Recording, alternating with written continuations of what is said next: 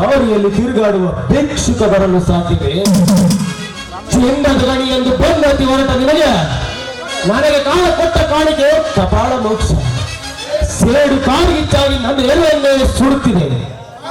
ಕಾಡ್ಗಿಚ್ಚನ್ನು ಆಳಿಸಲು ನಿನ್ನ ದೇಹ ಸುಖ ಸವಿದಾಗಲೇ ಅದು ಸಾಧ್ಯ. ಅದು ಈ ಜನ್ಮದಲ್ಲಿ ಸಾಧ್ಯವಿಲ್ಲ ಎಂದು ಸುಮ್ಮನೆ ಕುಳಿತರೆ ನನ್ನ ಛಲ ಫಲ ಕೊಡುವುದೇ? ಅದರಂತೆ ಮೃದುವಾದ ಮೈಸಿಗೆಯಲ್ಲಿ ತೇಲುವ ಬೆಣ್ಣೆಯಂತೆ ನಿನ್ನ ಮುಖವನ್ನು ಕಚ್ಚಿ ರುಚಿ ನೋಡಿದಾಗಲೇ ನನ್ನ ಛಲಕ್ಕೆ ಪ್ರತಿಫಲ. ಮಿಸ್ಟರ್ ಪ್ರತಾಪ್, ಫಲಭರಿತವಾದ ಮಾವಿನ ಹಣ್ಣನ್ನು ತಿನ್ನುವ ಅಧಿಕಾರ ಆ ತೋಟದ ಒಡೆಯನಿಗಿರುತ್ತೆ ಹೊರತು ಕದ್ದು ತಿನ್ನುವ ಷಂಡ ನನ್ನ ಮಕ್ಕಳಿಗೆ ಸೊಂಟ ಮುರಿಸಿಕೊಂಡು ಜೈಲಿನಲ್ಲಿ ಕಂಬಿ ಇಳಿಸುವುದು ದಿಟ್ಟವಲ್ಲದೇನು? ಹಠವೋ ದಿಟ ಅದು ನನಗೆ ಗೊತ್ತಿಲ್ಲ. ನನ್ನ ಜೀವನದಲ್ಲಿ ನಿನ್ನನ್ನು ಅನುಭವಿಸಲಿಲ್ಲ. ನಿನ್ನ ಉಪದೇಶದ ಅವಶ್ಯಕತೆ ನನಗಿಲ್ಲ. ನಿನ್ನ ಮಾನಹಾಣ ಮಾಡುವುದರ ನನ್ನ ಉದ್ದೇಶ. ನಿನ್ನ ಉದ್ದೇಶವೋ ದುರುದ್ದೇಶವೋ ನನಗೆ ಬೇಕಾಗಿಲ್ಲ. ಆದ್ರೆ ನಿಮ್ಮಂತ ಷಂಡರ ಪಾಲಿಗೆ ಈ ಎಂದಿಗೂ ಹುರಿಗಣ್ಣೆ ಅಲ್ಲ. ನೀನು ಫಲವರಿತವಾದ ಮಾವಿನ ಹಣ್ಣು ಆಶ್ಚರ್ಯಂತೆ ಬೆಳಕುವ ನಿನ್ನ ದೇಹವನ್ನು ಬಳಸಿ ಮುತ್ತು ಕೊಟ್ಟಾಗಲೇ ಬಯಸಿದ ನೀನು ಮನದ ಮಲ್ಲಿಗೆ ಹೊರತು ಹೆಣ್ಣವಲ್ಲ ಹೆಣ್ಣೆ. ಬಾಯ್ ಮುಚ್ಚು. ಆ ನಿನ್ನ ಹಣ ನನ್ನ ಎಡಗಾಲಿನ ಚಪ್ಪಲಿಗೆ ಸಮಾನ. ನನ್ನ ಪ್ರೇತನ ಕೊಡುವ ಮುತ್ತಿನ ಮುಂದೆ ಆ ನಿನ್ನ ಹಣ ಸ್ಮಶಾನಕ್ಕೆ ಹೋಗುವ ಬೇಡ. ಕಂಡವರ ಕೂಡಿ ಲಲ್ಲೆ ಹೊಡೆಯುವ ನೀನನು ಮಹಾನ್ ದೊರತಿಯಲ್ಲ. ನಾನು ಚೆಕ್ಕಂಡ ಮಾಡಲು ಬಯಸಿದ ನೀನು ನನ್ನ ಮನದ ಮಲ್ಲಿಗೆ ಹೊರತು ಹೆಣವಲ್ಲ. ನನ್ನ ಪ್ರೇತಮನ ಮನೆಯ ಮಂದಿರದಲ್ಲಿ ನಾನು ಯಾವಾಗಲೂ ಮಲ್ಲಿಗೆ ಆಗಿರ್ತೀನಿ. ನಿಮ್ಮಂತವರ ಪಾಲಿಗೆ ಯಾವಾಗಲೂ ಬೆಂಕಿಯ ಹುಣ್ಣಕಣ್ಣ. ಈ ಭೂ ಕೈಲಾಸವೇ ನರಕದ ಕುಂಡ. ರಾಸಿಕತೆಯ ಗೊತ್ತಿಲ್ಲದವರು ನಿನ್ನಂತವರು ಹುಟ್ಟಿದ್ದೇ ಚಂದ. ಜಗನ್ನಾಥನೆಲ್ಲ ನಿನ್ನ ಗಂಡ. ಗಂಡಿನ ಗಂಡು ಪ್ರತಾಪನೇ ನಿನಗೆ ಗಂಡ. ನೀನ್ ಗಂಡಸಲ್ಲ ಕಣ, ಒಬ್ಬ ಷಂಡ. ದೇವರಿಗೆ ಮೀಸಲಾಗಿರುವ ಆ ಪ್ರಸಾದವನ್ನು ಬಯಸಿದ್ಯಾ ಅಂದ್ರೆ ನಿನ್ನಂತ ಅಲ್ಲಿಗೆ ಇಲ್ಲಿ ಗೊತ್ತಾಗಬೇಕು ಇಂಥವೆಲ್ಲ. ಸುಮಿತ್ರಾ, ನಾನು ನೋಡದೆ ಬೆರೆತು ರತಿಕ್ರಿಯೆ ಹಾಡಿದರೆ ಇಂದ್ರನ ಅಮರಾವತಿಯನ್ನು ರಸಿಕತೆ ಗೊತ್ತಿಲ್ಲದ ನಿನ್ನ ತಲೆಯನ್ನು ಹೊಲೆಯನ್ನಿಡುವುದು ಸೂಕ್ತ. ಮಾತನಾಡ್ತಾ ಇದ್ರೆ ಈ ಭೂಮಿಯ ಧರೆಯಲ್ಲಿ ಬಿಡುವುದು ರಕ್ತ. ಹೀಗೆ ಹಠ ಮಾಡಿದರೆ ಮುಂದೆ ಬರುವುದು ನಿನಗೆ ಸಂಕಷ್ಟ. ಹೆಣ್ಣು ಸೊಕ್ಕಬಾರದು, ಹಾಲು ಹುಕ್ಕಬಾರದು, ಬಾರದು ಬಪ್ಪದು, ಹಾಲು ತಪ್ಪದು. ಮತ್ತೆ ಮತ್ತೆ ಈ ಹುಳಿಯ ಜೊತೆ ಬಂದಿದ್ದೆ ಆದ್ರೆ ನನ್ನ ಎಡಗಾಲ ಚಪ್ಪಲಿಯ ಸ್ಪರ್ಶವೂ ನಿನಗೆ ತಪ್ಪದು. ಶಬಾಷ್. ಹುಲಿಯಂತೆ ಹುಲಿಯಂತಿರುವ ನಿನ್ನ ಪ್ರಾಸಬದ್ಧವಾದ ಸಾಹಿತ್ಯ ಮಾತಿಗೆ ನೆಚ್ಚಿದ ಕಡೆ ನೆಚ್ಚಿದವರನ್ನು ಖರ್ಚು ರುಚಿ ನೋಡದೆ ಇರಲು ಸಾಧ್ಯವೇ? ಹೆಣ್ಣಿಗೆ ಹಠ ತರವಲ್ಲ, ಗಂಡಸಿಗೆ ಚಟ ತರವಲ್ಲ. ಮುಗಿತಲ್ಲ, ಮತ್ತೆ ಕಾಣಿಸುತ್ತಿದ್ಯಾ? ಕತ್ತೆ ಎನ್ನುವೇನು?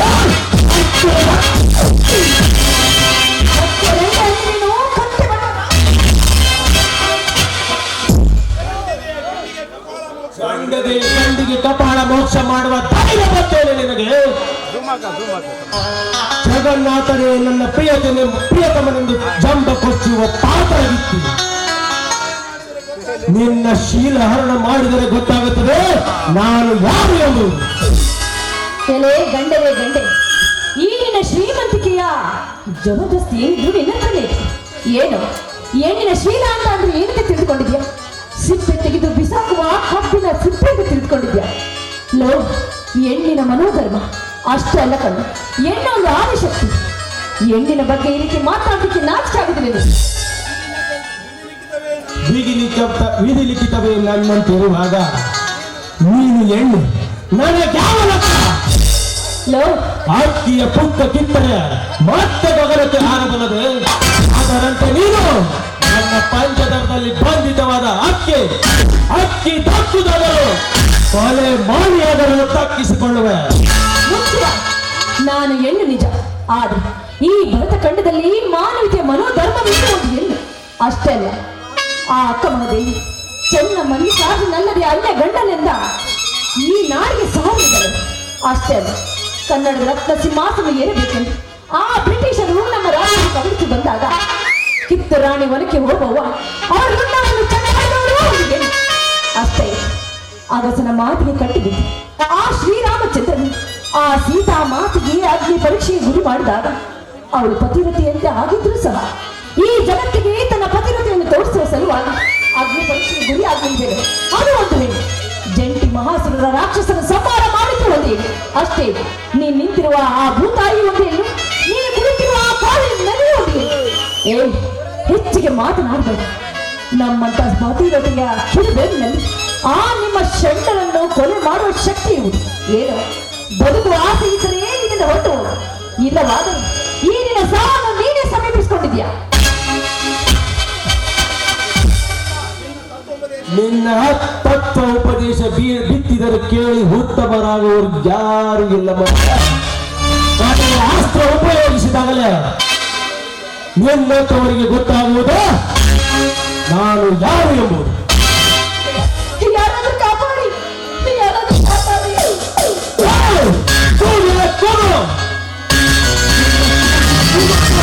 ಪರಮಾತ್ಮ ಓಡಿ ಬರಲ್ಲ, ನೀನೇನು ತುತ್ತು ಬರಲ್ಲ.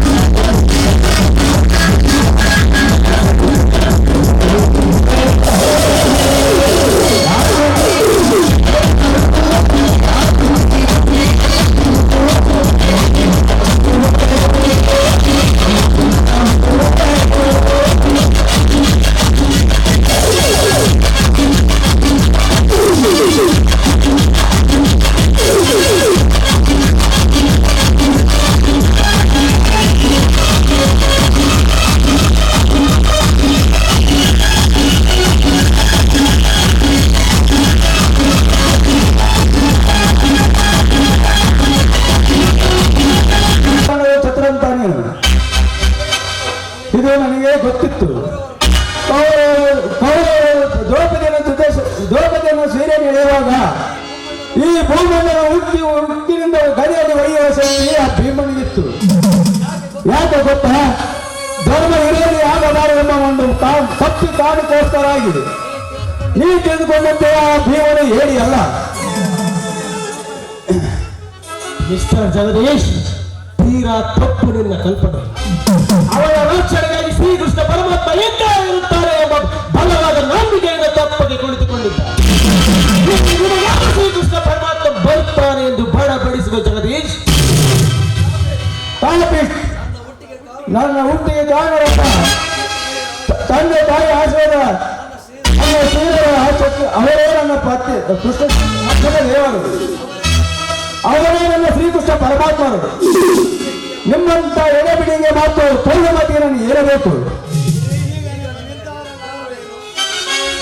ಈಗ ನಿಮ್ಮ ನಿರ್ಧಾರವೇನು ಸ್ವಾಮಿ? ಇದೇ ಜಾನಕಿ, ಮಾಂಗಲ್ಯ ಕಟ್ಟುವುದು ನನ್ನಿಚ್ಛೆವಾದರೆ ಮಾಂಗಲ್ಯ ಬಿಟ್ಟುಕೊಳ್ಳುವುದು ನನ್ನಿಚ್ಛೆ.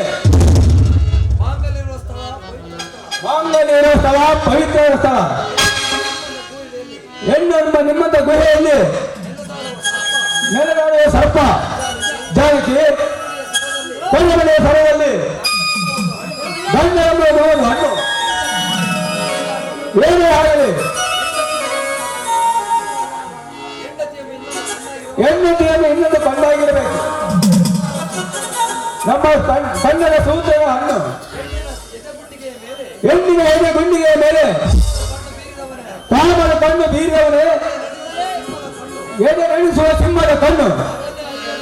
ಅದನ್ನು ಅರಿಯದೆ ನೀನು ಮಾನವನ ಬಾಳಿಗೆ ಹೆಣ್ಣು ಒಂದು ಉಣ್ಣು. ಸಾಕು ಜನಕ್ಕೆ ನಿನ್ನ ಸವಾಸ ಸಾಕು. ನೀವಿಬ್ಬರು ಸುಖವಾಗಿ ಬಾಳಿ. ನಿಮ್ಮ ಬಾಳು ಮಲ್ಲಿಗೆ ಆಗಲಿ. ದೇವರು ನಿಮಗೆ ಒಳ್ಳೆಯ ಮಾಡಲಿ.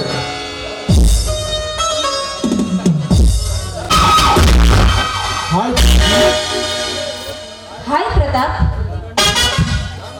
ನನ್ನ ಮನದ ಆಸೆಯನ್ನು ಈಡೇರಿಸಿದ ನನಗೆ ನನ್ನ ಅಮೃತ ಹಸ್ತದಿಂದ ಏನಾದರೂ ಒಂದು ಗಿಫ್ಟ್ ಕೊಡಬೇಕಲ್ಲ. ನೋಡಿ, ನೀವು ನನಗೆ ದೇವರು ಕೊಟ್ಟ ವರ. ನೀವು ನನ್ನ ಬಳಿ ಇದ್ದರೆ ನನಗೆ ಅಷ್ಟೇ ಸಾಕು. ನಾನು ಹೇಳಿದಂತೆಯೇ ಕಾರ್ಯನಿರ್ವಹಿಸಿದ ನೀನು ಧೈರ್ಯದಿಂದ ನೀನು ನನಗಿಂತಲೂ ಗಟ್ಟಿಗಳೇ ಸರಿ. ನೋಡಿ, ನೀವೇ ನಾನಾಗಿ ನಾನೇ ನೀವಾಗಿ ಹಾಗೆ ಜೊತೆಯಲ್ಲಿದ್ದರೆ ಅದೆಷ್ಟು ಚೆನ್ನಾಗಿ ಅಲ್ಲವೇ? ಪ್ರಣಯ ಪ್ರಸಂಗವಲ್ಲ, ಅಧಿಕ ಪ್ರಸಂಗವಾಗಿ ಪಾಳೆಯಲ್ಲಿ ಸಿಕ್ಕಿ ಬಿದ್ದ ಬೆಕ್ಕಿನ ಪಾಡ ನನ್ನ ಗತಿಯನ್ನು ರಾಣಿ ತೆಗೆದುಕೊಂಡು ನನ್ನ ಆಸ್ತದಿಂದ ಈ ಉಂಗುರ.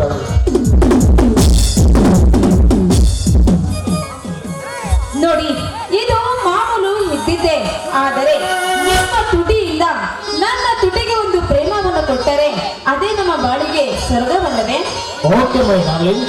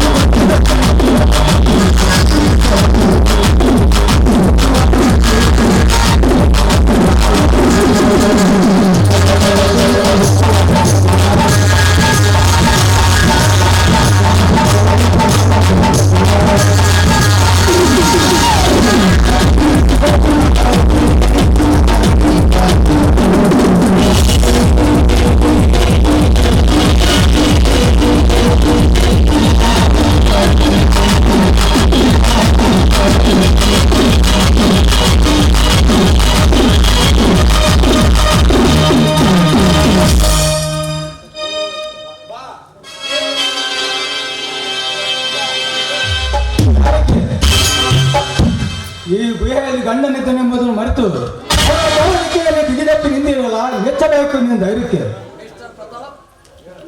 ಮಿಸ್ಟರ್ ಪ್ರತಾಪ್, ಇವಳು ನಿಮಗೆ ಏನಾಗಬೇಕು? ಇವಳು ನನಗ ನಾನು ಕೇಳಿದ ಪ್ರಶ್ನೆಯನ್ನು ನೀವು ಕೇಳಿದ್ರೆ ಧೈರ್ಯವಾಗಿ ಉತ್ತರಿಸಿದ್ದೆ. ಇವರ ಸೂಳೆಯೋ ಭದ್ರತೆ ಎಂದು ಅದು ನನಗೆ ಗೊತ್ತಿಲ್ಲ.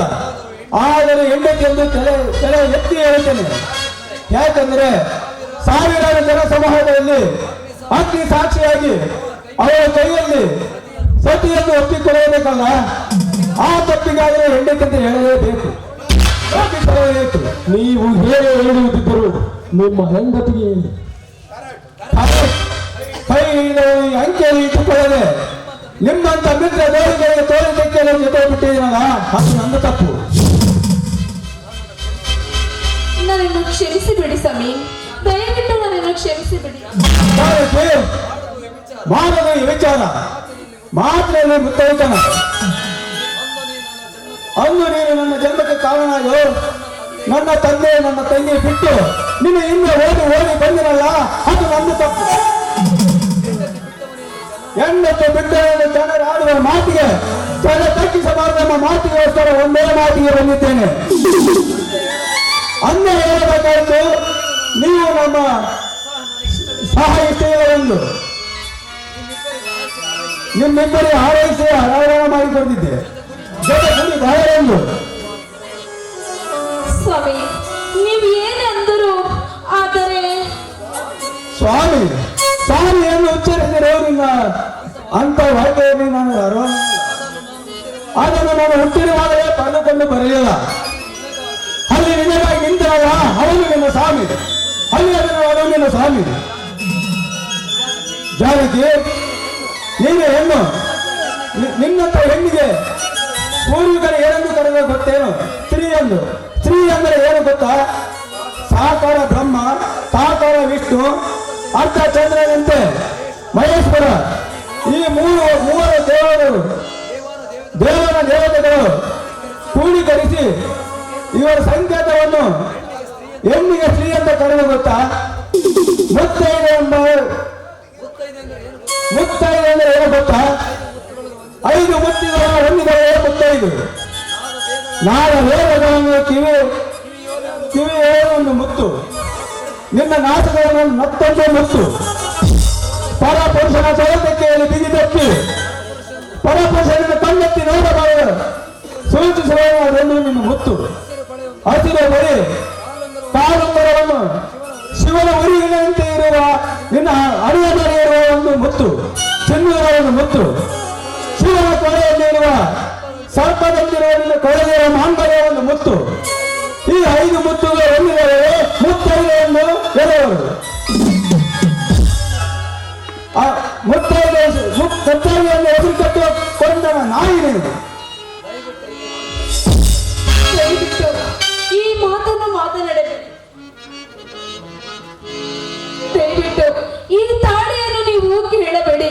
ಏಕೆಂದರೆ ಇದು ನನ್ನ ಸೊತ್ತು. ಇದನ್ನು ಯಾವತ್ತಿದ್ದರೂ ತೆಗೆಯಲಾರೆ ಸ್ವಾಮಿ, ತೆಗೆಯಲಾರೆ. ಓಹೋ, ಈ ಮಾಂಗಲ್ಯವನ್ನು ಕಟ್ಟಿಕೊಂಡು ಗರಿತೆಯಿಂದ ಸೋಗಲಾಡಿತಿರುವಲ್ಲ, ಎಲ್ಲಿದ್ದಾರೆ ಮಾಡಿ. ನಿಮ್ಮಂತ ದೈವಾರ ಎಲ್ಲ ಸರಿ ಗೊತ್ತು. ಈ ತಾಳಿ ನಾನು ಸತ್ತು ಹೋದರೆ ನನ್ನನ್ನು ಮಣ್ಣು ಮಾಡುವ ಮುನ್ನ ತಾಯಿ ಕಿತ್ತುಕೊಂಡು ಕೈಯಲ್ಲಿ ಬಳಿ ಹೊಡೆದು ಅಕಸ್ಮಾತ್ ನೀನು ಸತ್ತರೆ ನಿನ್ನ ಕೊರಲಿರುವ ಮಾಂಗಲ್ಯವನ್ನು ಪತಿಯ ಕೈಯಲ್ಲಿ ಕಿತ್ತುಕೊಳ್ಳುವ ಹಕ್ಕು ಸಾಮಾನ್ಯಕ್ಕಿದೆ. ತಾಯಿಗೊಂದು ಅರ್ಥವಿದೆ. ಉತ್ತರವ ಕೂಡಿ ಹೋಲಿಸಿ ಗುರಿ ಹಿರಿಯರ ಆಶೀರ್ವಾದ ನಿನ್ನ ಕೊರಳಿಗೆ ಕಲಿಸುವ ಮಾಂಗಲ್ಯಕ್ಕೆ ಬೆಲೆಯಿಂದಾಯಿತು. ನೀನು ಬೀದಿಯಾಗಿ ಎನಿಸಿಕೊಂಡು ನಿನ್ನ ಬಾಳಿಗೆ ಧಿಕ್ಕಾರ ಜನಿಸಿ ಧಿಕ್ಕಾರ. ಸ್ವಾಮಿ, ನಿಮ್ಮ ಬಾಯಿಂದ ಈ ರೀತಿ ಮಾತನಾಡಬೇಡಿ.